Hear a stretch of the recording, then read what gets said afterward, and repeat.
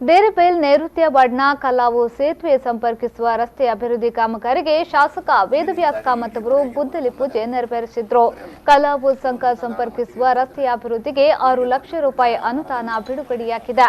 ಕೇಂದ್ರ ಸರ್ಕಾರದಿಂದ ನೀಡಲಾಗುವ 14ನೇ ಹಣಕಾಸು ವ್ಯವಸ್ಥೆ ಅನುದಾನದಲ್ಲಿ ಈ ಕಾಮಗಾರಿ ಕೈಗೆತ್ತಿಕೊಳ್ಳಲಾಗಿದೆ. ಈ ಕಾಮಗಾರಿಯು ಇಲ್ಲಿಯ ಪರಿಸರದ ಜನರ ಬಹುದಿನದ ಬೇಡಿಕೆಯಾಗಿತ್ತು. ಶೀಘ್ರವೇ ಕಾಮಗಾರಿ ಪ್ರಾರಂಭಿಸುವಂತೆ ಗುತ್ತಿಗೆದಾರರಿಗೆ ಸೂಚನೆ ನೀಡಿದ್ದೇನೆ.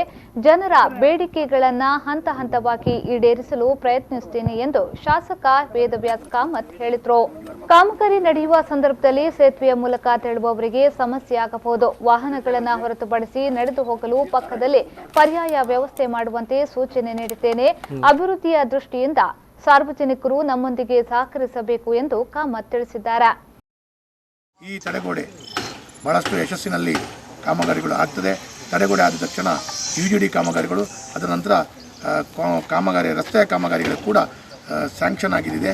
ಈ ಎಲ್ಲ ಕಾಮಗಾರಿಗಳು ಈ ರಸ್ತೆ ಸಂಪರ್ಕ ರಸ್ತೆಯನ್ನು ಯಶಸ್ವಿ ಮಾಡುವಂಥ ದೃಷ್ಟಿಯಲ್ಲಿ, ಸಾರ್ವಜನಿಕರಿಗೆ ಸದುಪಯೋಗ ಮಾಡಿಕೊಳ್ಳುವಂಥ ದೃಷ್ಟಿಯಲ್ಲಿ ನಾವೆಲ್ಲರೂ ಸೇರಿಕೊಂಡು ಮಾಡುವರಿದ್ದೇವೆ.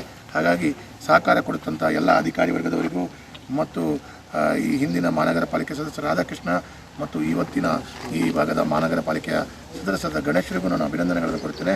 ಭಾಳಷ್ಟು ಜನರ ಬೇಡಿಕೆಗಳನ್ನು ಈಡೇರಿಸುವಂಥ ದೃಷ್ಟಿಯಲ್ಲಿ ನಮ್ಮ ಮಹಾನಗರ ಪಾಲಿಕೆ ಸದಸ್ಯರು ಮತ್ತು ನಮ್ಮ ಎಲ್ಲ ಪ್ರಮುಖರುಗಳು ಯಶಸ್ಸಿನಲ್ಲಿ ಕೆಲಸ ಕಾರ್ಯಗಳನ್ನು ಮಾಡ್ತಾ ಇದ್ದಾರೆ.